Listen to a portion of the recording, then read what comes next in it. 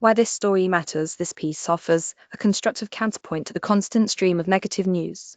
Quick summary. This story highlights recent developments related to leisure, showing how constructive action can lead to meaningful results. What do collecting old editions of Dungeons, Dragons, Monster manuals, securing the same tailgate spot for over 20 years, and mastering yoga postures have in common? They are all forms of serious leisure. These pursuits are different from casual hobbies in several ways. They require participation over longer periods, which makes people who practice them more skilled and more connected with the activity over time. The driving force for casual leisure is having fun.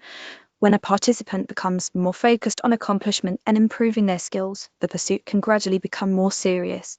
Would you like to read more good news about leisure, intensity, activities during study and Hive? I direct the Rehabilitation and Recreational Therapy program at Florida International University. In my research, I study leisure pursuits and various contexts for serious leisure, with a focus on the tabletop role-playing game Dungeons & Dragons.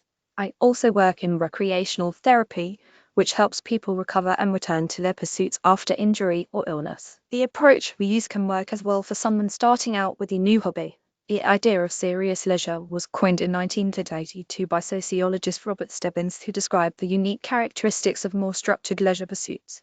The more we understand about why people do the things they do, the more they can benefit from their pursuits. Even fringe or supposedly nerdy activities like DD offer insight into the connections people form when they delve into a non-work activity. People often associate leisure with ease and freedom. In contrast, serious leisure involves pursuing something for a long time and gradually developing the skills and knowledge required to excel at it. People have to push through barriers or setbacks to stay engaged and make progress. Over time, participants come to identify with the activity and feel included in a subculture that has its own norms and values. In my work, that sometimes means developing elaborate characters who can battle beasts, dragons, and giants. Dungeons & Dragons, which was developed in 1974, is a long-form game that takes place in multiple sessions that can last weeks, months, or years.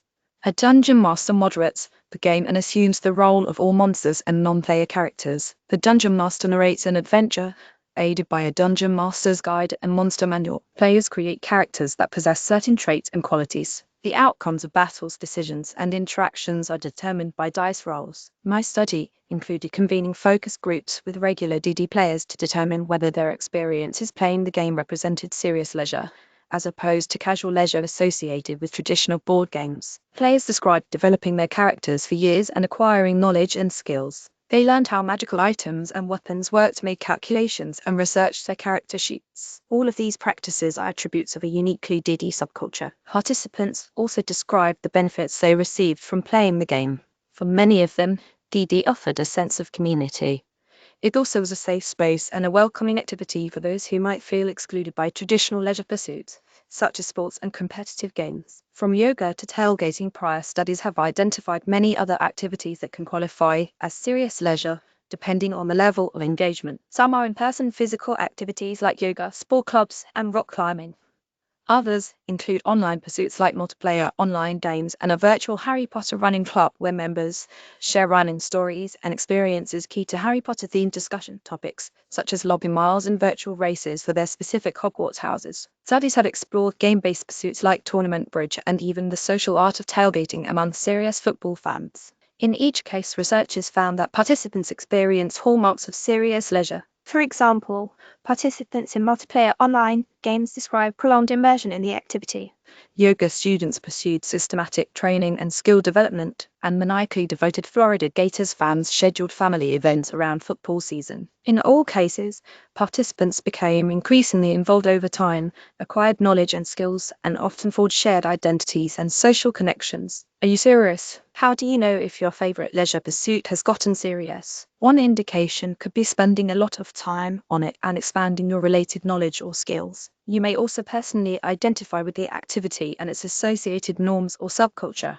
Perhaps you're increasingly spending time with other participants and even using shared lingo. Ideally, your serious leisure pursuit will give you pride and a sense of accomplishment. Belonging to a shared subculture can make it easier to express yourself, which promotes social interaction and a feeling of belonging. These benefits aren't trivial. Studies show that American social networks are getting smaller and that people are spending more time alone.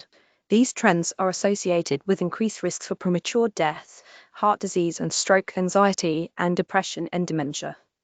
In 2020, US Surgeon General Vivek Murthy issued an advisory on the loneliness epidemic that called for a national strategy to advance social connection. Leisure pursuits are a way to develop shared interests and social contacts. For example, dedicated bridge players describe a social world unique to champion-level players that involves hierarchies and relationships spanning decades. Serious participants in multiplayer online games describe feeling like part of a team and working together to share materials, skills, and knowledge to help win challenges and battles. And serious football fans describe rites of passage associated with fandom, such as a solo performance of the team, fight song on the tailgate of a trucks.